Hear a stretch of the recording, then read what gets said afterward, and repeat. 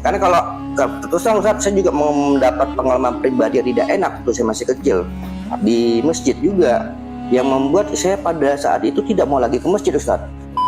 Diperingatkan dengan cara-cara yang mungkin agak kasar, sehingga anak tersebut memiliki trauma untuk datang kembali ke masjid.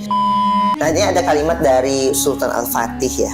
Ketika kalian tidak lagi mendengar suara heboh, suara tangisan, suara senda gurau anak-anak di dalam masjid, maka bersedihlah. Karena pada saat itu mungkin tidak akan ada lagi yang sholat di masjid itu.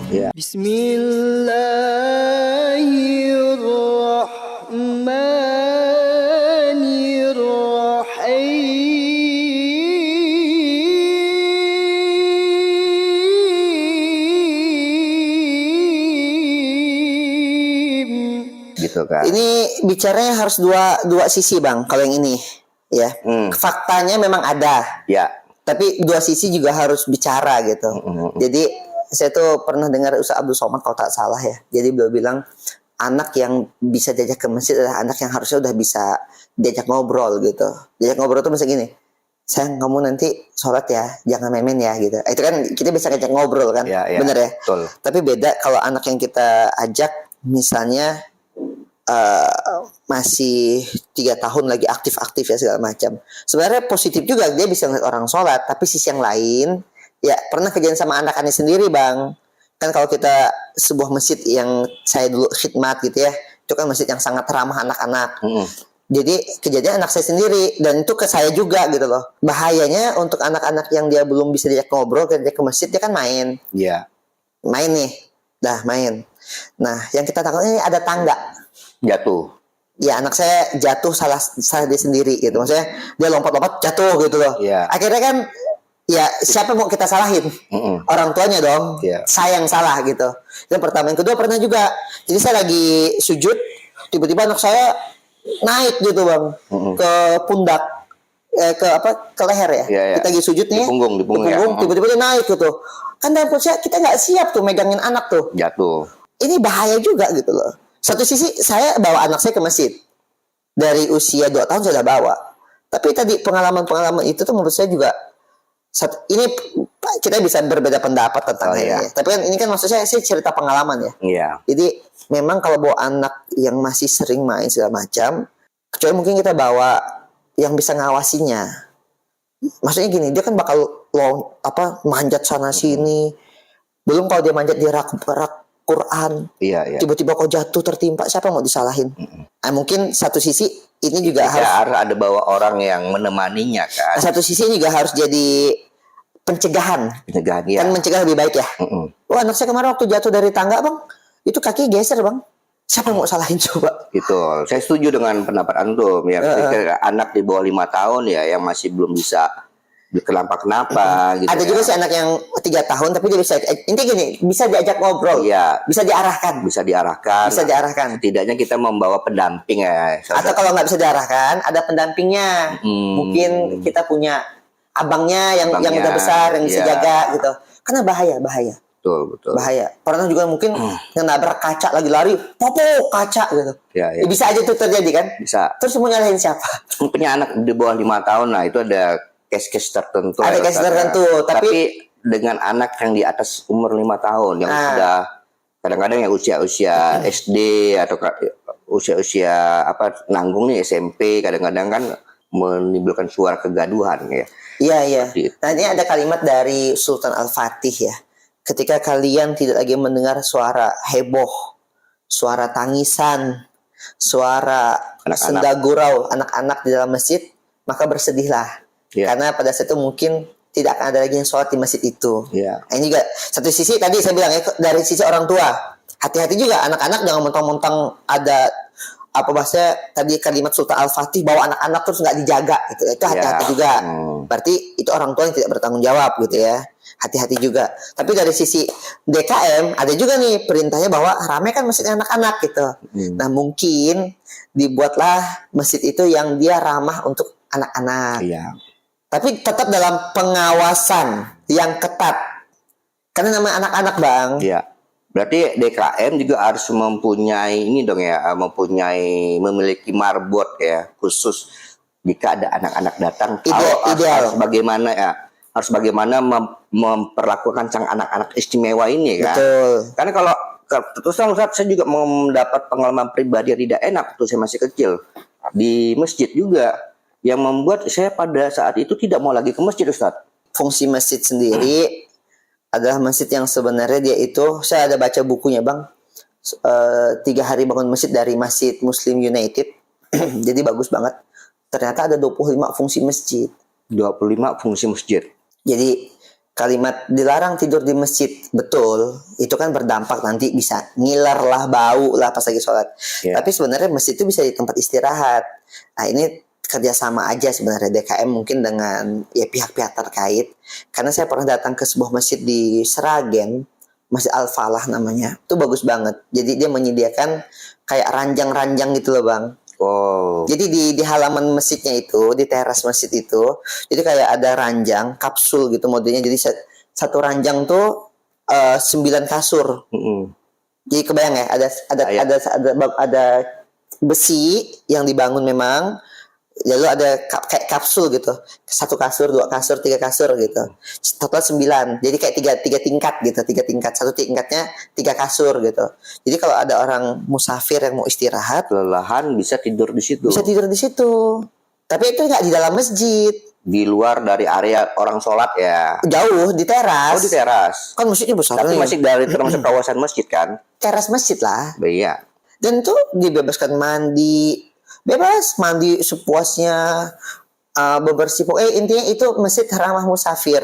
Asal jangan nyuci baju di situ ya. Ya kalaupun nyuci mungkin nggak. Sehelai 2 hari nggak apa-apa. Nggak apa-apa kan? ya, asal jangan bawa 10 kilo ya. Maksud saya, jadi masjid kan gini, masjid ini kan dibangun bersama-sama. Artinya selama adab etika ada dijaga gitu ya, ya aman. Saya tidur, apa yang salah dengan tidur? Tapi kalau yang mau istirahat saja, nah DKM nanti bisa nih yang nonton di sini bahwa menyediakan ruangan tidur. Ya. Dan saya pernah datang juga ke salah satu masjid ini di Solo, Masjid Arafah, ada hotelnya Bang. Ada hotelnya juga. Ada hotelnya. Khusus Masjid Arafah, musafir? khusus musafir. Dan hotelnya bintang 5. Bintang 5. Artinya masjid memiliki fasilitas sebuah hotel ya. Artinya hotel ini dimiliki oleh masjid ya. Iya. Bukan masjid dimiliki oleh hotel. Iya. Kan kebanyakan Jadi gitu kan. Masjid Arafah ini di Solo. Tadi Seragen. Kalau di Seragen ini kan Masjid Agung Al-Falah. Iya. Nah, jadi menyediakan tempat. Pokoknya gini, semua fasilitas masjid silakan dinikmati bersama-sama. Toh masjid juga punya umat toh gitu ya. Bahkan pernah kejadian teman-teman non muslim datang untuk minum segala macam dan ahlan kita persilakan itu semua. lebih bagus. Itu kan mencerminkan Islam adalah agama rahmatan lil alamin. Iya, yang kan? kedua di Solo, Arafah, saya pernah nginep dan waktu itu kalau yang teman-teman yang kan rame. Iya. Jadi ada berapa teman-teman tuh yang masuk kamar yang nggak muat, memang ada lagi kayak ranjang bertingkat gitu, Bang. Disediain memang oleh masjid gitu. Itu bayar, Ustaz? Nggak Di bayar. hotel tersebut? Enggak bayar? Enggak, hotel masjid kan.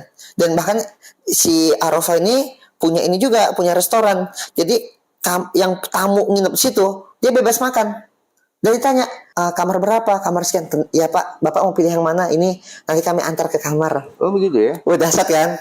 Nah, kalau di Pontianak, Munjalan. Oh Munjalan. Kan punya masjid. Ya. Punya masjid, punya hotel. Munjalan, ya kan? Dia juga punya sekolah, punya sekolah, punya penginapan. Kemudian ada Ismu Yahya, iya, penginapan, Masjid KIEN, oh, yeah. Masjid umat yang dikelola oleh KIEN. Yeah. Ini ya. Kan antum aktif di situ. Iya, kita khidmat di sini, Masjid Ismu Yahya, ya. Keren tuh bajunya, Ustaz. Ismu Yahya gitu di Pontianak. Dan saya pikir banyak kok. Ke belakang ini 1 tahun 2 tahun belakang ini arahnya masjid udah mulai ke sana Bang. Jadi sebenarnya masjid yang tadi yang udah masih gaya lama itu hanya segelintir lagi aja. Yeah. Tapi tadi sebenarnya balik lagi Bang ya, kita tidak boleh menyalahkan pihak DKM. Yeah. Saya hakul yakin mereka pun pasti punya niat yang baik. Nah tentunya ini harus bertemu dari dua belah pihak. Kayak tadi ketika saya dimarahin di WC ketika kita ke toilet, ya kan di posisi hari ini saya bilang nggak salah dia juga sih. Oh, iya. Ya emang saya aja yang suul adab gitu loh. Karena nggak semua orang seperti antum. Nah itu hal yang berbeda ya. Tapi maksudnya ya salah saya juga. Mungkin Allah ngingetin saya bahwa masa sih lo datang ke Baitullah cuma numpang pipis doang. Kenapa sih nggak sekalian tahiyatul masjid, bisa gitu. Ya. Nah, gitu ya. Jadi positionnya. Nah, tapi bicara masjid, nanti kita bicara ada minimal 3 ayat, Bang. Satu, surah kedua ayat 125. Wa ja'alnal baita masabatan linnasi wa amna. Jadi masjid itu tempat berkumpul, tempat yang aman. Oh iya. Berkumpul tuh di mana? Di masjid, musyawarah, diskusi, halakoh, berkumpul untuk belajar. Itu semua di masjid. Surah kedua ayat 125. 125 Ya. bahwa masjid ada tempat yang Berkumpul aman. dan aman. Tempat yang berkumpul dan aman. Iya. Itu janji Allah kan? Itu dalam Al-Quran ya perintah Allah ya. Perintah Allah kan? Iya. Bahwa Iya, mengatakan termasuk juga masjid- janji. Mm-mm. Contoh gini, waktu tsunami yang selamat, Masjid. waktu likuifaksi, Masjid. likuifaksi kan Ya, namanya? likuifaksi di Palu ya. Di Palu, Ya. ya likuifaksi ya, Yang kokoh ya berdiri. masjid. Masjid. Sampai kan katanya lumpur itu membelah diri gitu kan. Iya. Jadi dia tuh kan melahap semuanya. Begitu ada masjid di sini, dia jadi kayak membelah diri. Orang yang berada di masjid selamat. Termasuk tsunami kan? Ya. Gimana ceritanya? Ada semua di sekeliling masjid itu hancur, masjidnya berdiri kokoh, Ya. aman gitu. Artinya janji Allah ama, betul. Betul. Ini kan kita melihat sendiri dengan mata kepala kita bahwa masjid ini paling aman. Contoh ini tadabbur ya. Ya. Mungkin nanti ada tafsir yang berbeda atau pendapat yang berbeda. Ahlan masalah nggak masalah. Ya. Kita biasa kok berbeda pendapat gitu ya. Nah jadi, tapi kalau yang kami pahami gitu bang, amannya gini. Antum datang ke masjid, antum aman. Antum mau pipis, ahlan silakan. Antum mau makan, ada aman perutnya. Antum mau dapat jodoh, datang ke masjid. Kan bisa nikah di masjid, bisa Ya. cari jodoh di masjid. Seharusnya masjid berfungsi seperti itu kan? Ya ini kan bicara kalau aman nih ya. Ya. Apa yang kita coba pahami ke kita ya. Saya tidak juga meminta semua DKM harus begini. Kan masing-masing pasti punya kondisi yang berbeda. Ya. Tapi apa yang sedang kita coba terapkan waktu itu di masjid yang kita khidmat di sana dan diajarkan oleh para guru kita, orang datang ke masjid kenyang, perutnya aman. Ya. Dia nggak punya pekerjaan, dia punya dapat pekerjaan di masjid. Bisa jadi marbot, bisa jadi apa, bisa jadi muazin lain sebagainya. Kemudian kalau dia nggak punya jodoh, dia bisa mungkin bahkan ketemu jodohnya di masjid.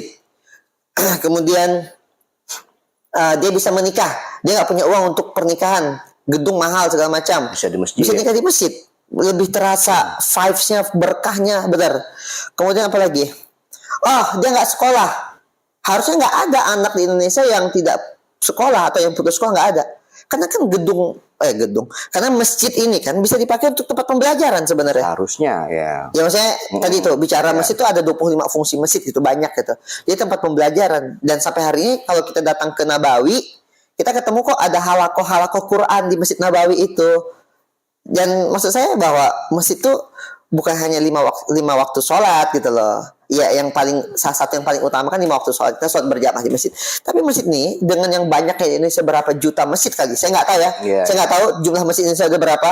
Tapi dengan banyaknya masjid sebenarnya itu menjadi posko kalau kalimatnya gini, masjid titik cahaya. Masjid. Jadi masjid itu menjadi titik cahaya untuk umat yang kelaparan datang ke masjid kenyang.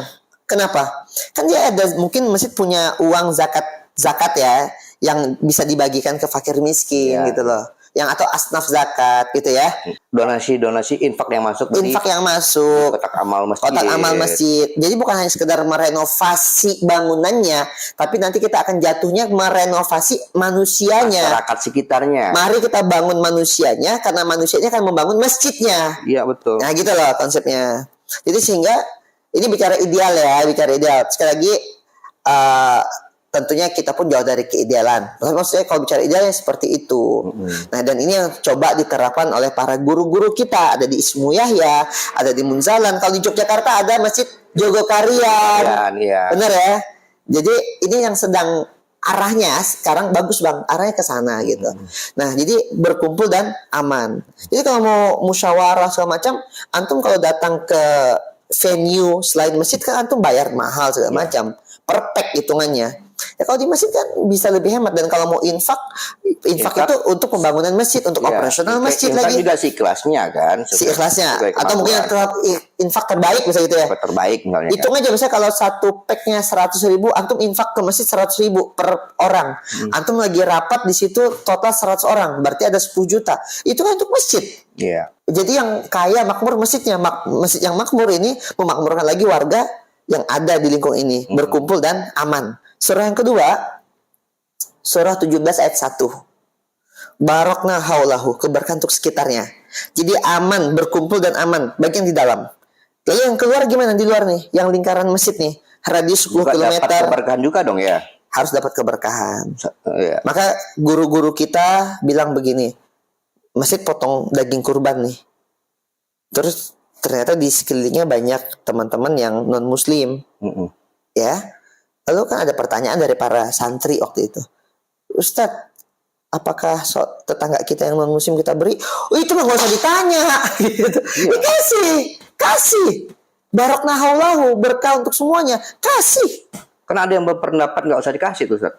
Ya silakan lah ya. Maka saya bilang hal ini kita bisa berbeda pendapat. Ya. Kalau saya setuju dengan pendapat antum tadi tuh, kasih tadi tuh, walaupun dia kita kan yang nama memberikan tidak memandang agama ya Ustaz. Iya. Betul kan? Ya bisa jadi juga mungkin dengan keberkahan daging kurban yang kita berikan kepada mereka, mereka dapat hidayah. Mereka dapat hidayah, dilembutkan hatinya oleh Allah. Nah, ya itu tujuannya dari zakat, infak. Atau yang kedua, kalaupun mereka belum dilembutkan oleh Allah, hati untuk masuk Islam, setidaknya mereka melihat akhlak Islam. Ya betul. Bukankah Nabi Muhammad juga yang pertama kali kan yang dilihat tuh akhlaknya kan. Nabi Muhammad SAW itu sampai kayak cerita menyuapi buta, Yahudi buta yang mencaci makinya, tapi disuapin terus kan, diberi makan terus kan. Sampai nanti meninggal Nabi Muhammad, Abu Bakar menggantikannya, dilepeh kan. Kamu siapa? Kamu bukan orang yang seperti orang yang biasanya lembut. Kamu kasar. Kamu siapa? Aku ada sahabatnya. Siapa yang kemarin? Muhammad yang kau hina, yang kau caci. Oh, masuk Islam. Langsung spontan masuk Islam, syahadat ya kan? Spontan masuk Islam. Ya Allah, kalau yang non-muslim kita kasih, apa ya Muslim?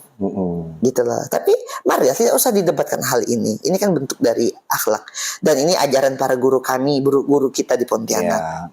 Nah, kalau ada yang berbeda pendapat, masalah, nggak masalah. Silakan bagi yang berbeda pendapat. Silakan, nggak ada masalah dan tidak usah didebatkan juga. Ini kan masing-masing saja, gitu ya. Lalu yang ketiga, surah 9 ayat 60. Masjid tempat petunjuk. Jadi pernah bang, saya kondisi waktu itu lagi nggak punya uang. Ini true story ya. Jadi nggak punya uang, lagi susah. Besok mau makan apa juga nggak ngerti gitu. Apa yang saya lakukan? Datang ke masjid. Nah, kadang kita kan gitu ya. Lagi susah baru ingat Allah ya. Yes, pengalaman saya gitu loh. Lagi susah. Baru ingat sama Allah. Itu senang, dikabulkan sama Allah, lupa lagi. Biasanya begitu ya, biasanya. Ya, biasanya. Nggak semua ya, nggak semua. Tapi banyak gitu. Ya Allah, astagfirullahaladzim. Jadi